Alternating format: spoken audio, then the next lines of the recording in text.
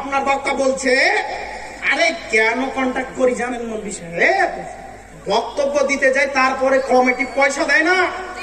তাই তো আমি বলেছি কমিটি পয়সা দেওয়া তো দূরে থাক, কমিটি যদি লাথি মারে তোকে, কমিটি যদি আপনাকে লাথি মারে, কমিটি যদি আপনাকে ইট মারে, কমিটি যদি আপনাকে ঢেল মারে, তাহলে আপনি মনে করবেন আমি সফলকাম হয়েছি, আমি সফলকাম হয়েছি, আমি সফলকাম হয়েছি। আর যদি মনে করেন কমিটি আমাকে টাকা দিবে, কমিটি আমার কাছে, আমি যাব টাকা নিয়ে এসে আমি এসে কিনে বাড়িতে আরাম করে ঘুমাবো, তাহলে মনে করবেন যে আপনার দিনের দাওয়াত হচ্ছে না। কেন? ইখলাস খুলুসিয়াত নেই, ইখলাস খুলুসিয়াত নেই। আল্লাহকে সন্তুষ্ট করতে হবে এ নেই, ও নিজের নিয়ে ব্যস্ত আছে। তাই তো আল্লাহর নবী বলছেন, পৃথিবীর মানুষ আমার জীবনে ভয়, আমার জীবনে বড় ভয়, আমার জীবনের বড় আশঙ্কা। পৃথিবীর মানুষ পথভ্রষ্ট আলেমকে আমি বেশি ভয় করি। শুনুন, একজন আলেম সমাজকে ধ্বংস করবে, একজন আলেম সমাজকে ধ্বংস করবে, একজন আলেম সমাজকে গড়বে। একজন আলেম যখন মসজিদে ভালো কোরআন এবং হাদিস পড়ে খুতবা দিবে না, কেচ্ছা কাহিনী বলবে, জাতির উন্নতি হবে না। নিজের স্বার্থের জন্য যখন দিন প্রচার করবে, তখন জাতির উন্নতি হবে না। দুই, আল্লাহর নবী বলছেন, আমি আমার উম্মতের জন্য যাদেরকে বেশি ভয় করি তারা হলো নেতা। একজন খাবে সমাজকে আর একজন খাবে দেশকে, একজন খাবে সমাজকে, একজন খাবে দেশকে। আরে ডাটা চুষে খায় দেখেছেন? ডাটা চুষে খায় দেখেছেন? তো এই মৌলভী সাহেব ডাটার মতো সমাজকে চুষে খাবে। আপনার মা যখন মারা গেছে তখন আপনি কান্না করছেন, আর মৌলভী সাহেব ঘরে গিয়ে মিছিয়ে হাসি দিয়ে বলছে আজকে পকেট গরম হবে। কুলখানি আছে, 40 আছে।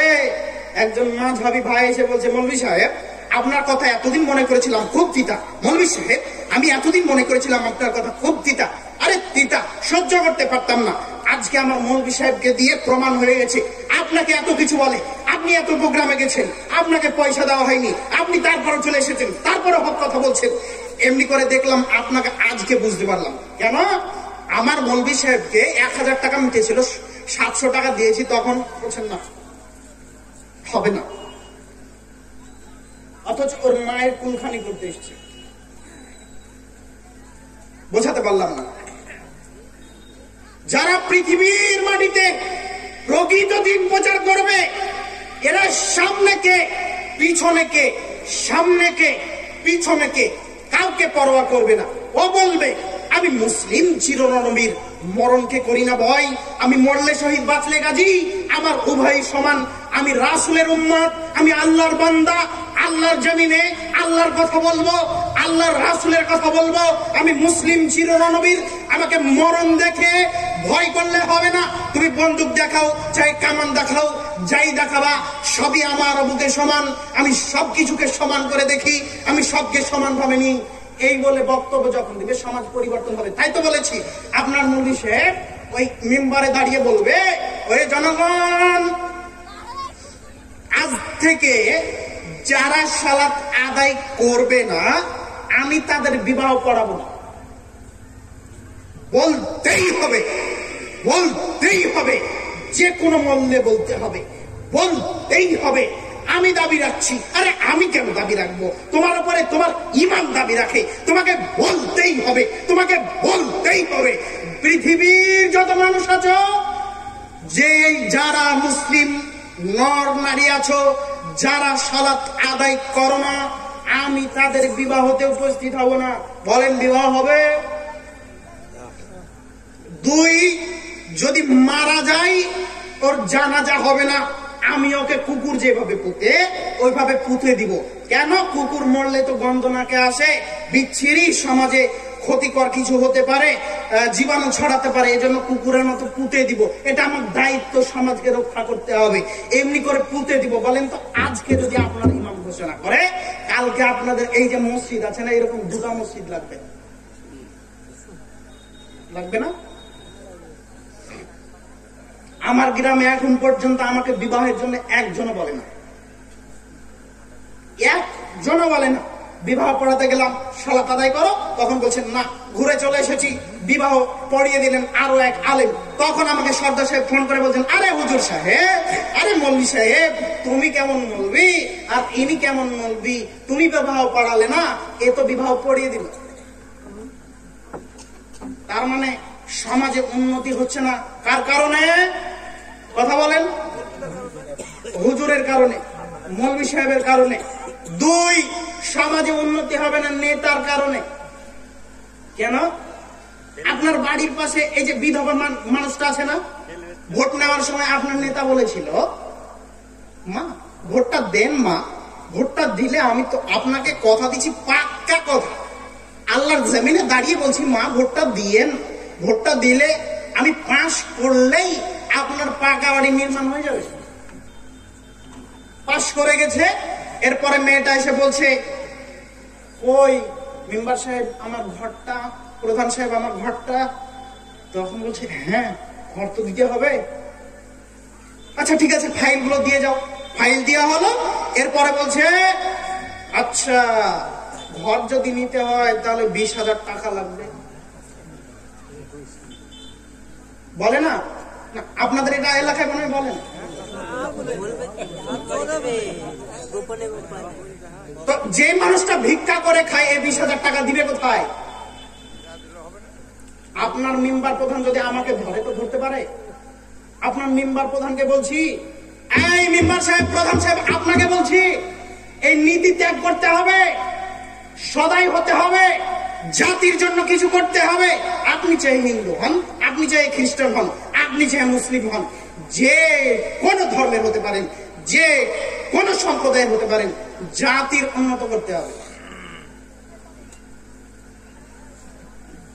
ওমর রাদিয়াল্লাহু তাআলা আনহু গরিবের বাড়িতে মাথায় খাবার নিয়ে, গরিবের বাড়িতে যাকাত নিয়ে গিয়ে বাড়িতে দিয়ে আসতেন। আপনার নেতার বৈশিষ্ট্য এত খারাপ, এত নোংরা, এত খারাপ, এত নোংরা যে ও বলে সিগনেচার করতে হবে, তো আচ্ছা আজ খ্রিস্টান নেই, অন্যদিন এক আসো। তারপরের দিন কে বলছিল, প্রধান সাহেব একটু সিগনেচারটা করে দেন গো, তাহলে আমার আজকে আমার ওই ইমাম ভাতাটা হয়ে যাবে, তো আজকে খুব ব্যস্ত, যাও যাও যাও, অন্যদিন আসি। এ করতে করতে করতে করতে 2 বছর কেটে গেছে। কয় বছর কেটে গেছে? আমার বাড়ির সম্মুখে ডিলার সাহেব, ওখানে একটা মেয়ে প্রায় 1.5 বছর ধরে আসছে। ওকে ঘোরাতে ঘোরাতে ঘোরাতে ঘুরতে ঘোরাতে যখন অধৈর্য হয়ে গেছে, তখন সবাইকে নিয়ে এসে ডেকে নিয়ে এসে ভাই ব্রাদার ওর সঙ্গে ঝামেলা লাগিয়ে দিয়েছে। তো উমারের নীতি ছিল জনগণকে মাথায় বয়ে খাওয়ানো। তিনি খলিফা ছিলেন, 3 নেতা ছিলেন। আর আমার আপনার নেতা ফুলের মতো পবিত্র বলে আপনি যে পতাকা ঘাড়ে নিয়ে কালকে বের হয়েছিলেন, ওই নেতার খবর নিয়ে দেখেন, শুধুমাত্র আপনাকে সিগনেচারের জন্য 1 বছর ঘুরাবে, এই হলো আপনার নেতা। না, বোঝাতে পারলাম না। আপনারা কি বুঝতে পেরেছেন? নেতার মধ্যে পার্থক্যটা বুঝতে পেরেছেন? আমি আরো বিস্তারিত বলতে পারি, এর উপরে আমি বলবো না।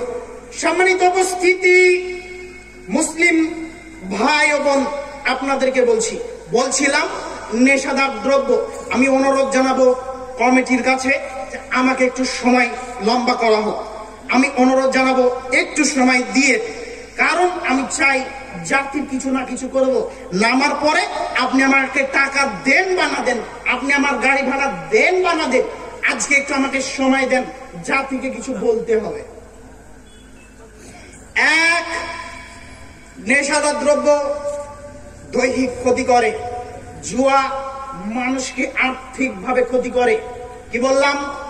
যে ব্যক্তি জুয়া খেলে দেখবেন আজকে তার 20 কোটি টাকা আছে, 3 দিন পরে দেখবেন সে রাস্তায় ফকির হয়ে গেছে। হয় না? আর্থিকভাবে ধ্বংস হয়, আর্থিকভাবে আর দৈহিকভাবে ধ্বংস হলো। এরপরে মহান আল্লাহ বলেন, ইন্নামা ইউরিদু শাইতানু আইয়ুকিয়া বাইনাকুমুল আদাওয়াতা ওয়াল বাগদা ফিল খামরি ওয়াল মাইসির আন যিকরিল্লাহ ওয়া আনিস সালাহ ফাহাল আনতুম মুনতাহুন। পৃথিবীর মানুষ তোমরা জেনে রাখো, শয়তান তোমাদের মাঝে মদ, জুয়া এগুলি দিয়ে সন্ত্রাস বিদ্বেষ সঞ্চারিত করতে চায়। মদ খেলে রাস্তা দিয়ে হাঁটতে হাঁটতে কত মানুষকে গালি দেয়, তখন ও লাঠি দিয়ে একবারই দেয়, তাই না? শত্রু হয়ে গেল। আবার বলছেন, শয়তান মদ জুয়া দিয়ে মানুষের মাঝে শত্রুতা বিদ্বেষ সঞ্চারিত করতে চায়।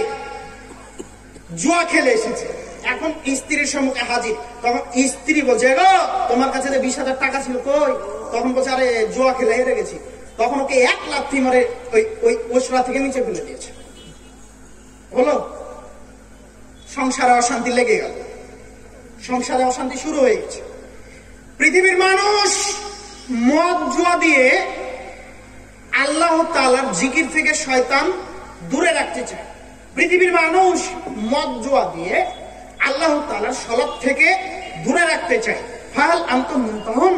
তাহলে কি পৃথিবীর মানুষ তোমরা দূরে থাকবা? থাকবেন, সালাত থেকে দূরে থাকবেন, আল্লাহর জিকির থেকে দূরে থাকবেন? কেউ চান না। আজকে যারা বিড়ি খৈনি গুটকা খান, এরাও চান না। চান? হাত তুলেন তো, কে কে চান?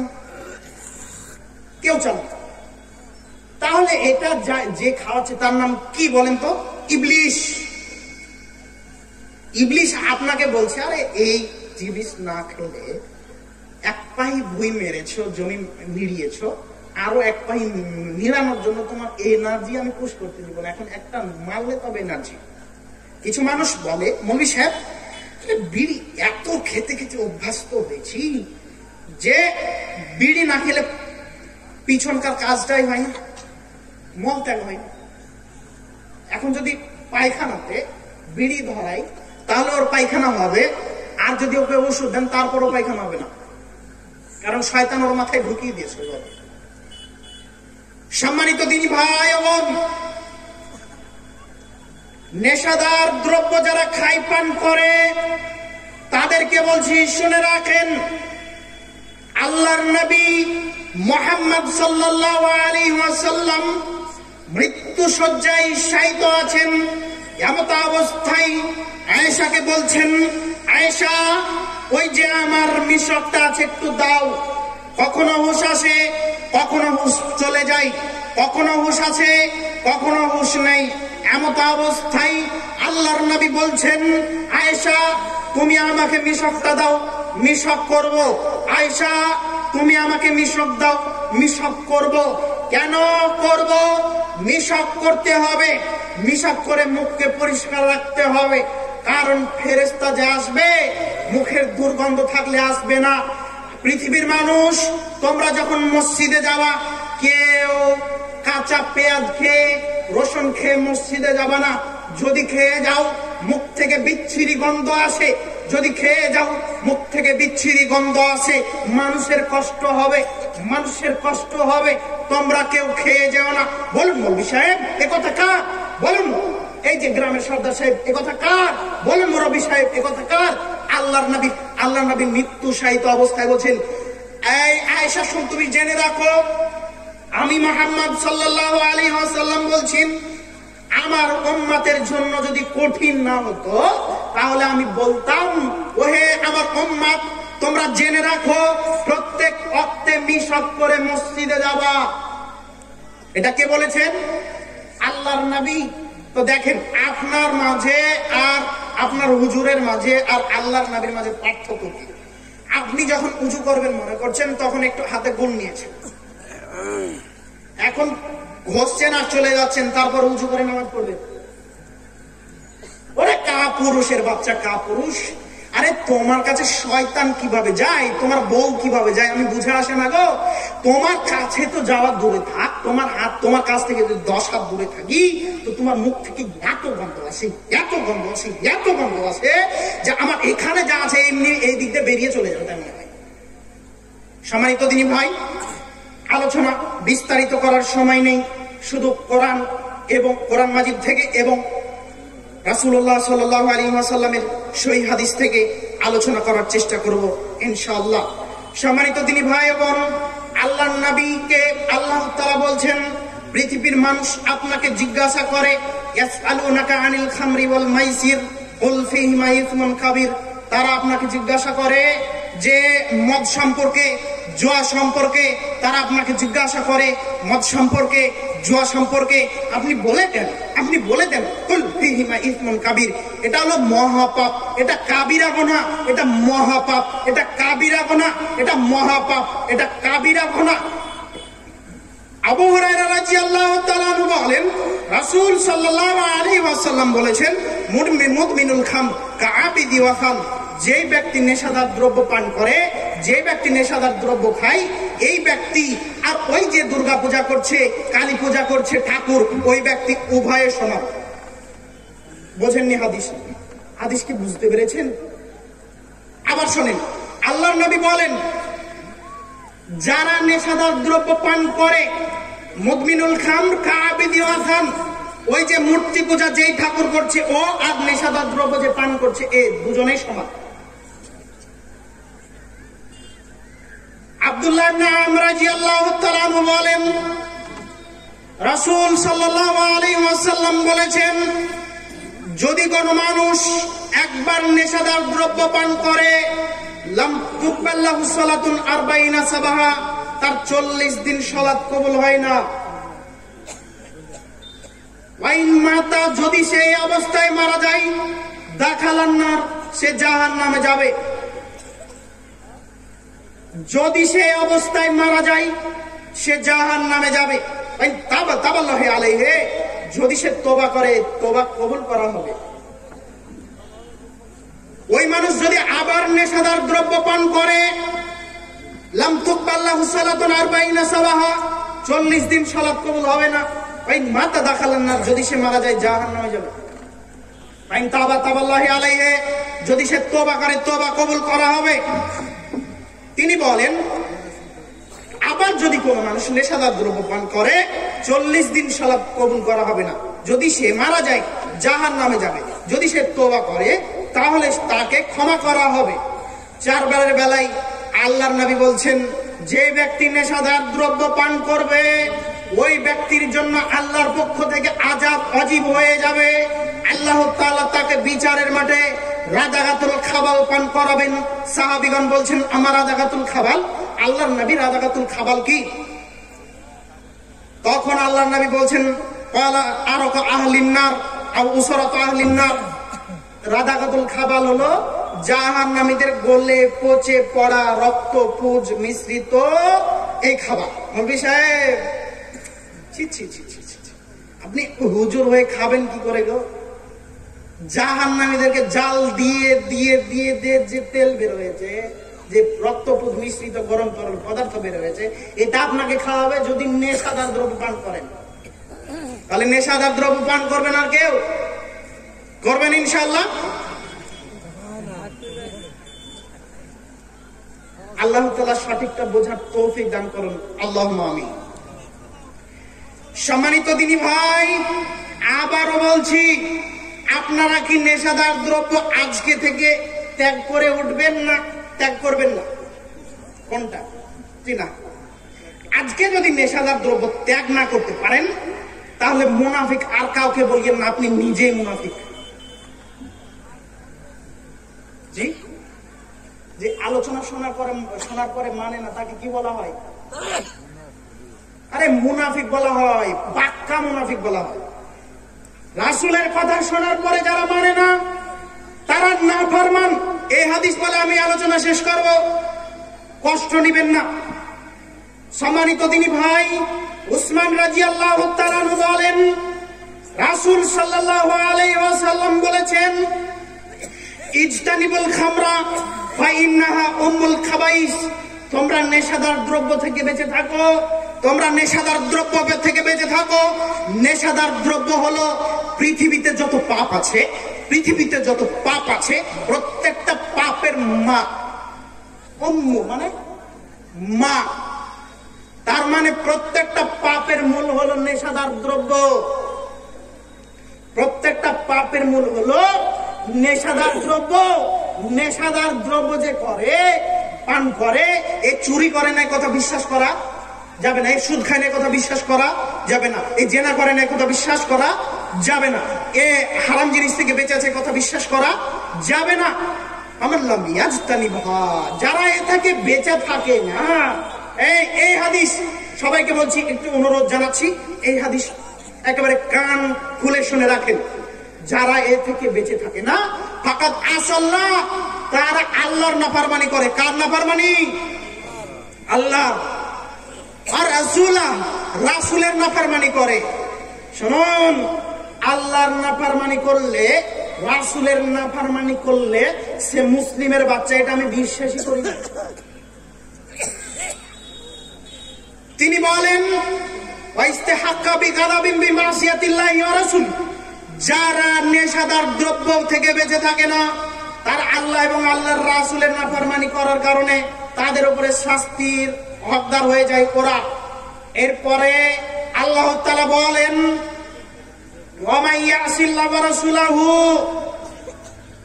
যারা আল্লাহ এবং আল্লাহর রাসূলের কথা নাফরমানি করে, মানে না, ওয়া তাআদ্দা হুদুদাহু ইদখিলুহু নারান খালিদান ফিহা ওয়া লাহু আযাবুম মুহিন, আমি তাদেরকে জাহান্নামে ফেলে দেব, আমি তাদেরকে জাহান্নামে ফেলে দেব, আমি তাদেরকে জাহান্নামে ফেলে দেব, আমি তাদেরকে অপমানজনক শাস্তি দেব, আমি তাদেরকে অপমানজনক শাস্তি দেব, আমি তাদেরকে অপমানজনক শাস্তি দেব।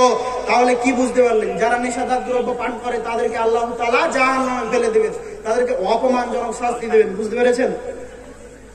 সবার কাছ থেকে আমি এই কথা জানতে চাই, আল্লাহর নবী যখন বক্তব্য শেষ করতেন, সাহাবীগণকে বলতেন, আরে কি তোমরা মানবা, আরে কি তোমরা মানবা? তখন সাহাবীগণ বলতেন, আল্লাহর নবী আপনি যা বলেছেন তাই করব। আজকে কি আল্লাহর উম্মত হিসেবে, আজকে কি আল্লাহ রাসূলের উম্মত হিসেবে আপনারা কি একটু ভাত তুলে বলবেন যে আজ জীবনে কোনোদিন খাও না? জি না, পারবেন না। বউ ছাড়বেন কিন্তু বিড়ি ছাড়বো না, জি না, অসম্ভব। আল্লাহ তাআলা বোঝার তৌফিক দান করুন। আবারও বলছি, একটু হাতটা তোলেন না ভাই, তুলবে না। দেখছেন ইমাম কোথায়?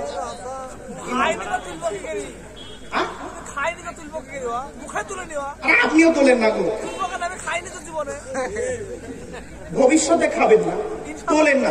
হ্যাঁ, এইভাবে তোলেন না, ইনশাল্লাহ খাবো না।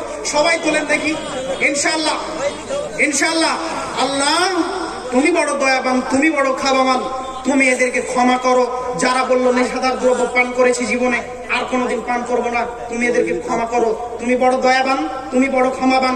আল্লাহ তুমি এদেরকে সঠিকটা বোঝার তৌফিক দান করো। তোমার কাছ ছাড়া তোবার কোনো জায়গা নেই, তুমি একমাত্র তোবা গ্রহণ করতে পারো, তুমি একমাত্র দয়াশীল, তুমি একমাত্র তোবা গ্রহণকারী, তুমি ক্ষমা করতে পারো, তুমি সর্বশক্তিমান, তুমি আমাদেরকে বোঝার তৌফিক দান করো। আল্লাহ তুমি আল্লাহ তাআলা আপনি এই যুবক ভাইদেরকে এই পাপ থেকে বেঁচে থাকার তৌফিক দান করুন। আল্লাহুম্মা আমিন। যুবক ভাইদেরকে বলছি, যুবক ভাই, এই যে তোমরা আইপিএল, বিপিএল, চৌসার, লুডু, এই তারপরে আপনার ক্যারাম বোর্ড, এগুলো খেলছো, এগুলো হলো সবই জোয়া। যেই খেলাতে টাকার হার জিত আছে, ওই খেলা শয়তানের। কাজেই আপনি এই খেলা থেকে বেঁচে থাকবেন। আল্লাহ তাআলা বোঝার তৌফিক দান করুন। আলোচনা অনেক রয়ে গেল, বোঝানোর মতো সময় লাগবে। তারপরেও বিভিন্ন আলোচক আছেন, তেনারা আলোচনা করবেন। আমার চেয়ে অনেক বড় মাপের মানুষ, তেনাদের আলোচনা শুনবেন। আমি যদি দীর্ঘায়ু করি তাহলে তেনাদেরকে অপমান করা হবে। আমি এখান থেকে বক্তব্য শেষ করলাম। আপনারা আমার জন্য দোয়া করবেন। আল্লাহ তাআলার কাছে আপনাদের জন্য আমি দোয়া করব, আল্লাহ আপনি তাদের উপরে সদয় হয়ে যান, তাদের প্রতি রহমতের দৃষ্টিতে তাকান, তাদেরকে আপনি ক্ষমা করুন। আল্লাহুম্মা আমিন। ওয়া আখির দাওয়ানা আলহামদুলিল্লাহি রাব্বিল আলামিন। ওয়াসসালামু আলাইকুম ওয়া রাহমাতুল্লাহি ওয়া বারাকাতুহু।